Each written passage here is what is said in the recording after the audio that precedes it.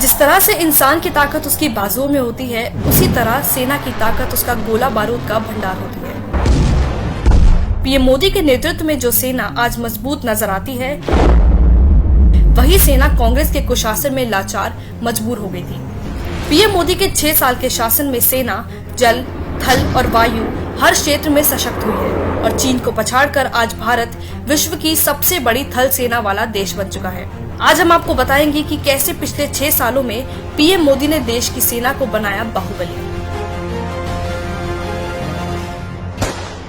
वायुसेना। Rafale fighter jet.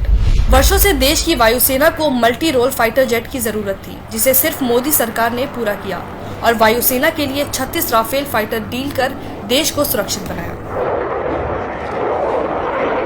Apache और Chinook helicopter.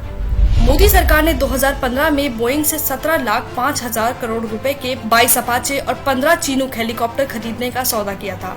Apache दुनिया के सबसे अच्छे लड़ाकू हेलीकॉप्टर माने जाते हैं। कम ऊंचाई पर उड़ने की क्षमता की वजह से ये पहाड़ी क्षेत्रों में छिपकर वार करने में सक्षम है। C-17 ग्लोबल मास्टर विमान। अमेरिका की बोइंग कंपनी से मोदी सरकार ने एक और डील की। इसमें उन्होंने उनसे उनका C-17 ग्लोबल मास्टर विमान खरीदा। ये विमान किसी भी मौसम में लंबी दूरी तक बड़े लड़ाकू उपकरणों और सैनिकों को ले जाने में सक्षम है।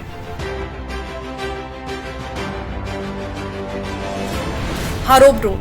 पीएम मोदी ने वायुसेना को और मजबूत बनाने के लिए 54 इजरायली हारोप ड्रोन की खरीद को मंजूरी भी दी। ये किलर ड्रोन दुश्मन के हाई वैल्यू सैन्य लक्ष्य को पूरी तरह से तबाह कर सकते हैं।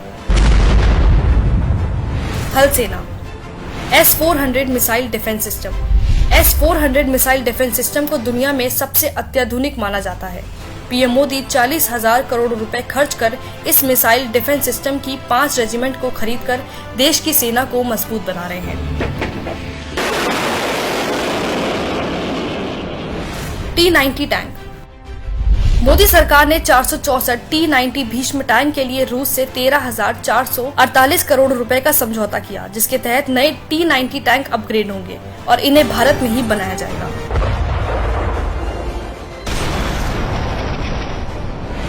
SIG-716 assault rifle. भारतीय सेना को 72,400 नई SIG-716 असॉल्ट राइफलों से लैस करने के लिए मोदी सरकार ने अमेरिका की कंपनी सिक्सॉयर से 700 करोड़ रुपए का समझौता किया। Bullet proof jackets. 9 साल के इंतजार के बाद पीएम मोदी ने 2018 में सेना के जवानों को उपलब्ध कराई थी 1,86,000 बुलेट प्रूफ जैकेट्स। जल सेना। पनडुब्बियां। भारतीय नौसेना के प्रोजेक्ट 75 के तहत मझगांव डॉकयार्ड लिमिटेड और फ्रांस के मेसर्स के साथ मिलकर 6 पनडुब्बियों का निर्माण कर रहे हैं, जिसमें INS कलावरी 2017 और साइलेंट किलर INS खंडेरी पनडुब्बी 2019 में भारतीय नौसेना में शामिल हो चुकी है। Anti tank guided missile. सेना के लिए फ्रांस की 5,000 एंटी टैंक गाइडेड मिसाइल मिलान 2T के लिए मोदी सरकार मंजूरी दे चुकी है।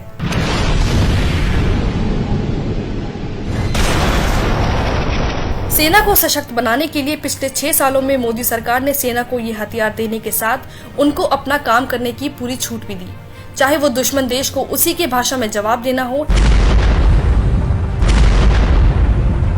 या फिर सेना को देश की रक्षा करने के लिए हथियार खरीदना हो। मोदी सरकार ने सेना के हाथ हमेशा मजबूत किए, जबकि कांग्रेस ने हमेशा उनके हाथ रोके। 1962 में जब चीन ने भारत पर हमला किया, उस वक्त ना तो जवानों के पास ऐसे हथियार थे जो चीन के सामने टिक पाते और ना ही भीषण ठंड से बचने के लिए गर्म कपड़े थे। उस समय सैनिकों को पतले कपड़ों में माइनस के तापमान में युद्ध लड़ना पड़ रहा था।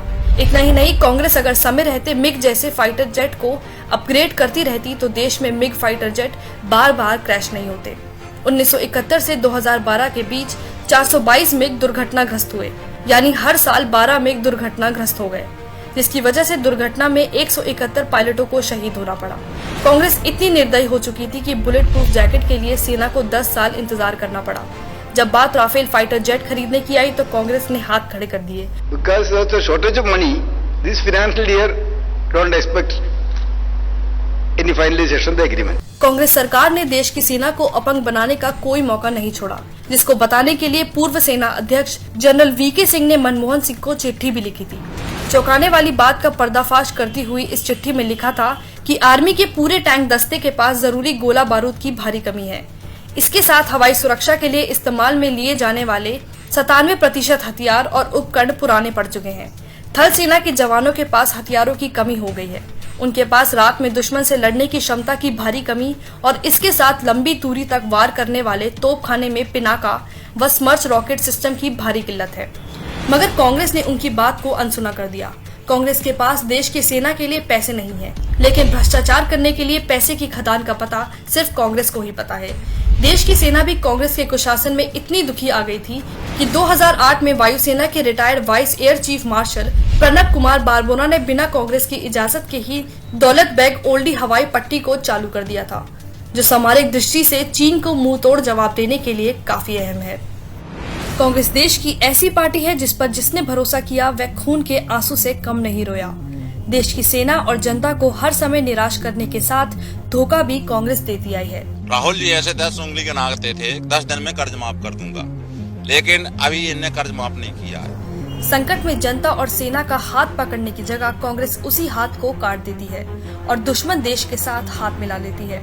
कांग्रेस सरकारों के समय में चीन बॉर्डर पर निर्माण का कार्य करता रहा और कांग्रेस किसी शराबी की तरह नशे में धुत होकर बेसुध पड़ी रही। लेकिन मोदी सरकार ने कांग्रेस की गलतियों को सुधारते हुए सीमा पर सड़क निर्माण का कार्य तेजी से किया।